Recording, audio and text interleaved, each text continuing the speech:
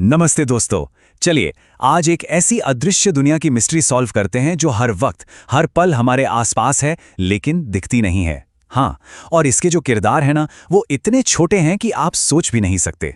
तो तैयार हैं इस इनविजिबल वर्ल्ड में झांकने के लिए? तो हमारी इन्वेस्टिगेशन शुरू होती है एक बहुत ही सिंपल से केस से। इसका नाम रखते हैं दी ऑरेंज का मिस्ट्री। और जैसा हर डिटेक्टिव स्टोरी में होता है, हमारे पास क्राइम सीन से एक सॉलिड सबूत भी है। ये देखिए, बेचारा ऑरेंज एकदम हंसता खेलता ताज़ा ऑरेंज था ये, और अब इसकी हालत देखो। इसके ऊपर ये जो सफ़ेद सफ़ेद रुई जैसा कुछ आ गया है, ये आखिर है क्या? असली सवाल तो ये है कि इसकी ऐसी हालत का जिम्मेदार कौन है? कौन है इसका गुनहगार? तो फिर चलिए, एक डिटेक्टिव की तरह आप भी इस जांच में शामिल हो जाइए।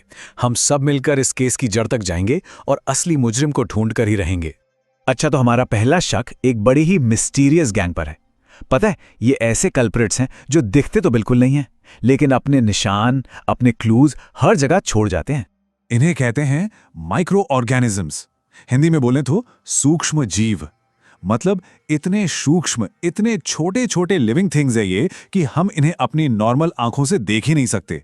इन्हें देखने के लिए एक स्पेशल टूल चाहिए जिसे कहते हैं माइक्रोस्कोप। आप अंदाजा लगा सकते हैं कि ये कितने छोटे होंगे? जरा सोचिए, अगर हम एक सुई की नोक लेना, अ टाइनी पिन पॉइंट, तो उसके ऊपर लाखों नहीं बल्कि करोड़ों सूक्ष्म जीव आराम से आ सकते हैं। सीरियसली, कमाल की बात है ना? और हाँ, ये सब एक जैसे नहीं है। इनकी अपनी अपनी पहचान है। अलग अलग शेप्स हैं। जैसे कुछ हैं बिल्कुल गोल, स्फेरिकल, छोटी छोटी बॉल्स की तरह। कुछ हैं रॉड शेप्ड, मतलब एकदम डंडे जैसे लंबे। और कुछ, उनका तो कोई फिक्स्ड आकार ही नहीं है, एकदम इर्रेगुलर। तो ये रहा हमारा सस्पेक्ट लाइनअप। तो आखिर ये कल्प्रिट्स छुपे कहाँ रहते हैं? इनके हाइडआउट्स क्या हैं? पता है, जब आप सुनेंगे ना कि ये कहाँ कहाँ मिलते हैं, आप बिल्कुल हैरान रह जाएंगे। ये ऐसी आम जगहों पर हैं जहां हम सोच भी नहीं सकते। सबसे पहला ठिकाना, हवा। हाँ, बिल्कुल सही सुना। जिस हवा में हम सांस ले रहे हैं ना, उसमें लाखों करोड़ों सूक्ष्म जीव तैर रहे हैं। उनका अगला हाइडआउट है पानी। चाहे वो नदी हो, तालाब हो, समंदर, यहाँ तक कि जो पानी हम पीते हैं ना, उसमें भी ये हो सकते हैं। और जमीन के नीचे भी। मिट्टी का हर एक छोटा सा कण इन सूक्ष्म जीवों का घर है। मतलब ये लिटरली हर जगह हैं। लेकिन सबसे शॉकिंग हाइडआउट पता है क्या है? हम खुद। जी हाँ, हमारे शरीर के अंदर, हमारे पेट में, हमारी स्किन पर करोड़ों माइक्रोब्स रहते हैं। तो अब तो ये साफ हो गया कि ये हमारे आसपास हर जगह हैं। ओके, पर अब इस कहानी में एक सॉलिड ट्विस्ट है। अगर ये माइक्रोब्स हर जगह हैं और खाने को खराब कर देते हैं, तो एक ऐसी चीज भी है जिसका ये कुछ भी नहीं बिगाड़ पाते, जैसे उसके पास कोई सुपर पावर हो। देखो, नॉर्मल खाना जैसे रोटी या सब्जी कुछ दिन बाहर रखो तो खराब हो जाता है, सिंपल।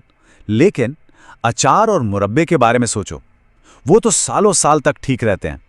तो सवाल ये है कि इन माइक्रोब्स का असर उन पर क्यों नहीं होता? ऐसी क्या सुपर पावर है उनके पास? तो यही है हमारा अगला क्लू। ऐसा क्या है अचार में जो उसे इन इनविजिबल अटैकर से बचाता है? ये हमारी इन्वेस्टिगेशन का सबसे इंपॉर्टेंट पार्ट है। तो इसका सीक्रेट वेपन है प्रिजर्वेटिव्स, जैसे नमक और चीनी। सिंपल। होता क्या है कि जब हम अचार में बहुत सारा नमक या मुरब्बे में बहुत सारी चीनी डालते हैं, तो वो उस खाने के अंदर का सारा पानी एब्जॉर्ब कर लेते हैं, खींच लेते हैं। इससे वहां एक डेजर्ट जैसा, एक रेगिस्तान जैसा सूखा माहौल बन जाता है। और माइक्रोब्स को जिंदा रहने के लिए क्या चाहिए? पानी। अब जब पानी ही नहीं होगा तो वो सर्वाइव ही नहीं कर पाएंगे। और इस तरह हमारा खाना बिल्कुल सेफ रहता है। Simple science. तो गुनहगार पकड़ा गया, उनके काम करने का तरीका, उनका मोडस ऑपरेंडाई, वो भी हमें पता चल गया। पर अब वक्त है आखिरी फैसले का, द वर्डिक्ट। क्या ये माइक्रोब्स हमेशा विलन ही होते हैं, हमेशा हमारे दुश्मन, या इनका कोई दूसरा साइड भी है? और फैसला, वर्डिक्ट ये है कि ये दोस्त भी हैं और दुश्मन भी। डबल रोल है इनका। एक तरफ हाँ, ये हमारा खाना खराब करते हैं, उस पर वो पाउडरी ग्रोथ लाते हैं, बिल्कुल वैसा ही जैसा हमने उस ऑरेंज पर देखा था। लेकिन दूसरी तरफ यही माइक्रोब्स दही जैसी अमेजिंग चीज़ें बनाते हैं, हमारे डाइजेशन में हेल्प करते हैं और सबसे इम्पॉर्टेंट, ये हमारे एनवायरनमेंट को साफ करने में एक सुपर इम्पॉर्टेंट रोल प्ले करते हैं।